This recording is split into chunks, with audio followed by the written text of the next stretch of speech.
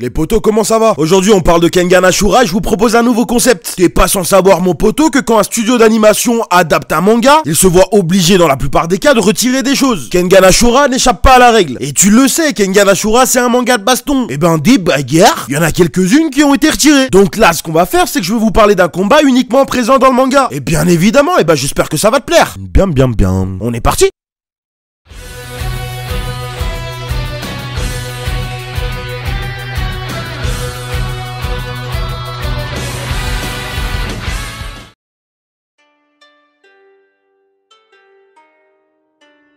Après avoir tout simplement surclassé Riito, Tokita Oma se voit confier un nouveau combat. Là où dans l'anime, le combat suivant est contre Jun Sekibayashi, il en est autrement dans le manga. Il va donc devoir affronter un homme très particulier, aussi bien par son physique que par sa manière de combattre. Koji Kaburagi dit le sorcier. Il a actuellement 16 combats pour 9 victoires et 7 défaites. Ça fait beaucoup là, non? Effectivement, il a 7 défaites et c'est pas mal, mais la particularité c'est que toutes les personnes qu'il a affrontées ont dû mettre fin à leur carrière de combattant. Ah, là ça devient intéressant. Au départ, Koji c'est finalement un mec banal. Il a 45 ans et pas vraiment le physique de l'emploi. Mais c'est bien pour tout ça que ce combat est intéressant. Parce que le boug là, il est malin. Et faut surtout pas le sous-estimer. En effet, pour chacun de ses combats, il met en place une stratégie en fonction de son adversaire. Et Oma n'échappera pas à la règle. Surtout que comme je te l'ai déjà dit mon poteau, il a juste handicapé à vie ses 16 derniers adversaires. Donc d'ores et déjà, on sait que ses stratégies sont plutôt bonnes. Hein. Il va déjà s'arranger pour croiser Oma avant son combat. Tout simplement pour tester son mosquito qu'il utilisera plus tard pendant le combat. Alors qu'est-ce que c'est un mosquito? Et c'est une excellente question, je te remercie de l'avoir posé. Un mosquito c'est tout simplement un moustique espagnol. Pas du tout. Mais étymologiquement on n'est pas si loin de la vérité. En réalité un mosquito c'est un émetteur de son à très haute fréquence. Et ça globalement ça touche que les moins de 25 ans qui ont l'ouïe bien plus fine. Alors que ce soit clair, c'est pas juste un petit bruit comme ça hein. C'est un truc vraiment désagréable. On parlait de moustique avant. Bah tu vois quand on a un il tourne autour de toi toute la nuit là. Le bordel là tu sais pas si c'est un moustique ou un T-Max. C'est ce bruit plus chiant que la piqûre en elle-même. Bon bah rends-toi compte que ça c'est entre 400 et 600 Hz. Pour ce qui est du mosquito qui est là pour perturber l'ouïe d'Oma, bah on est sur du 17 000 Hz. Bon cela dit si Oma ne peut pas utiliser son ouïe, il lui reste sa vue.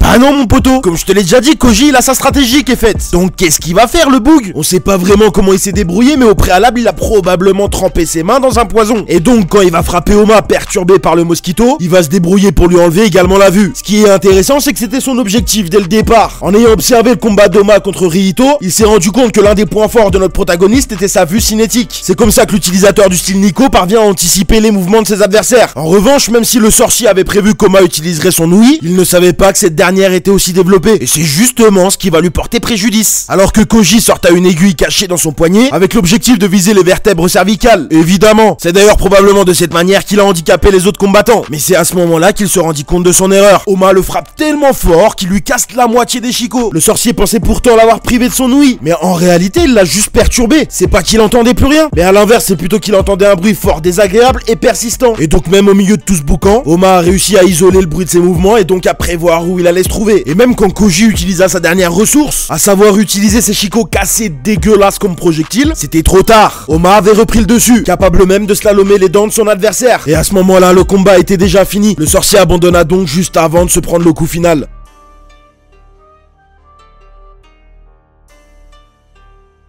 Je vais pas te laisser comme ça mon poteau. J'ai quelques anecdotes en plus sur ce combat. Je pense que tu le sais, les combats Kengan permettent au chef d'entreprise de gagner un bien. Et en l'occurrence, le bien gagné pendant ce combat, c'est un tableau. Et c'est très marrant, parce que ce fameux tableau, il se nomme La Rose, et c'est l'œuvre d'un peintre nommé Van Gogh. Oui, t'as très bien compris mon poteau. C'est clairement une référence évidente à Van Gogh, qui aimait entre autres peindre des fleurs. L'un de ses tableaux s'intitule notamment Iris. Autre chose, tu remarqueras que ce combat est bel et bien pris en compte dans l'anime, puisque après son combat contre Sekibayashi, Oma détient 3 victoires, respectivement contre l'ange infernal, Riito et le sorcier.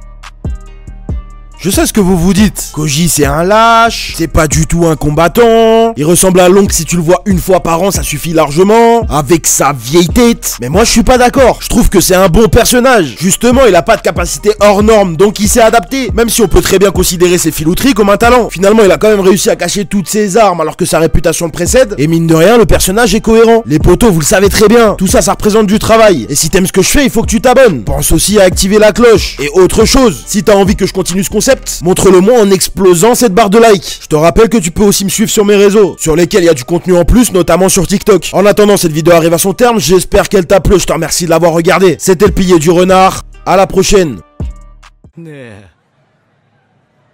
神が破れるはずがない。立てよ Doctor